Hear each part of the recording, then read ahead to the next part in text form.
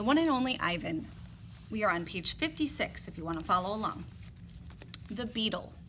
Mac gives me a new black crayon and a fresh pile of paper. It's time to work again. I smell the crayon, roll it in my hands, press the sharp point against my palm. There's nothing I love more than a new crayon. I search my domain for something to draw. What is black? An old banana peel would work, but I've eaten them all. Knot tag is brown. My little pool is blue. The yogurt raisin I'm saving for this afternoon is white, at least on the outside. Something moves in the corner. I have a visitor. A shiny beetle has stopped by. Bugs often wander through my domain on their way to somewhere else. Hello, beetle, I say. He freezes, silent. Bugs never want to chat. The beetle's an attractive bug with a body like a glossy nut. He's black as a starless night. That's it. I'll draw him. It's hard making a picture of something new. I don't get the chance that often. But I try. I look at the beetle, who's being kind enough not to move, then back at my paper. I draw his body, his legs, his little antennae, his sour expression. I'm lucky. The beetle stays all day. Sorry, I had to turn my projector off. Usually bugs don't linger when they visit. I'm beginning to wonder if he's feeling all right. Bob, who's been known to munch on bugs from time to time, offers to eat him. I tell Bob that won't be necessary. I'm just finishing my last picture when Mac returns. George and Julia are with him. Mac enters my domain and picks up a drawing. What the heck is this? He asks. Beats me what Ivan thinks he's drawn. This is a picture of nothing, a big black nothing.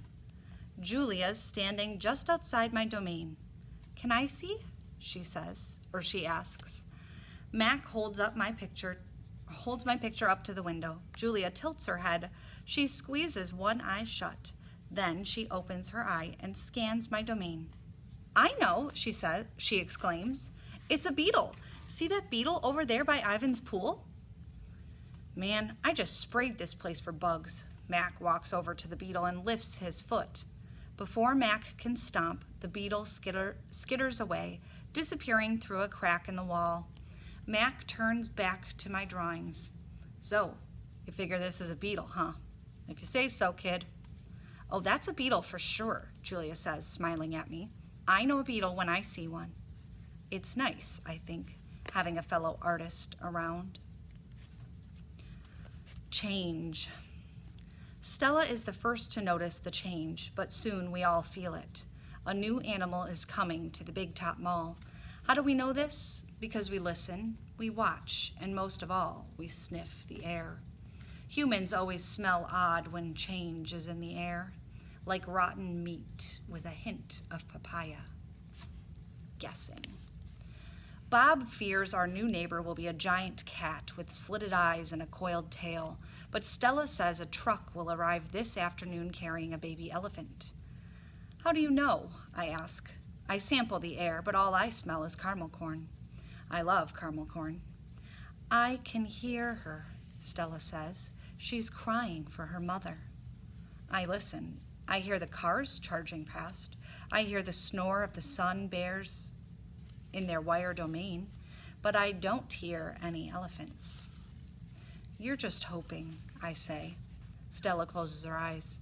No, she says softly, not hoping, not at all. Jumbo. My TV is off, so while we wait for the new neighbor, I ask Stella to tell us a story. Stella rubs her right front foot against the wall. Her foot is swollen again, an ugly, deep red. If you're not feeling well, Stella, I say, you could take a nap and tell us a story later. I'm fine, she says, and she carefully shifts her weight. Tell us the Jumbo story, I say. It's a favorite of mine, but I don't think Bob has ever heard it. Because she remembers everything, Stella knows many stories.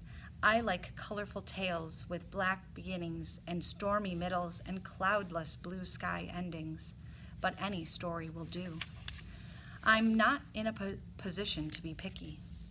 Once upon a time, Stella begins, there was a human boy. He was visiting a gorilla family at a place called a zoo. What's a zoo? Bob asks. He's a street-smart dog, but there's much he hasn't seen. A good zoo, Stella says, is a large domain, a wild cage, a safe place to be. It has room to roam and humans who don't hurt. She pauses, considering her words. A good zoo is how humans make amends. Stella moves a bit, groaning softly. The boy stood on a wall, she continues, watching, pointing, but he lost his balance and fell into the wild cage. Humans are clumsy, I interrupt. If only they would knuckle walk, they wouldn't topple so often. Stella nods. A good point, Ivan. In any case, the boy lay in a motionless heap, while the humans gasped and cried. The silverback, whose name was Jumbo, examined the boy, as was his duty, while his troop watched from a safe distance.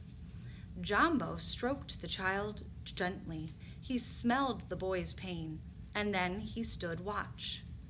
When the boy awoke, his humans cried out, "Stay still, don't move," because they were certain, humans are always certain about things, that Jumbo would crush the boy's life from him. The boy moaned. The crowd waited, hushed, expecting the worst, and Jumbo led his troop away. Men came down on ropes and whisked the child to waiting arms. Was the boy all right? Bob asks. He wasn't hurt, Stella said, although I wouldn't be surprised if his parents hugged him many times that night, in between their scoldings. Bob, who had been chewing his tail, pauses, tilting his head. Is that a true story? I always tell the truth, Stella replies, although I sometimes confuse the facts. Lucky. I've heard the Jumbo story many times. Stella said that humans found it odd that the huge silverback didn't kill the boy. Why, I wonder, was that so surprising? The boy was young, scared, alone. He was, after all, just another great ape. Bob nudges me with his cold nose. Ivan, he says, why aren't you and Stella in a zoo? I look at Stella. She looks at me. She smiles sadly with her eyes, just a little, the way only elephants can do. Just lucky, I guess, she says. Do you think they're really lucky to be where they are versus a zoo? Think about that. That's where we're going to stop today.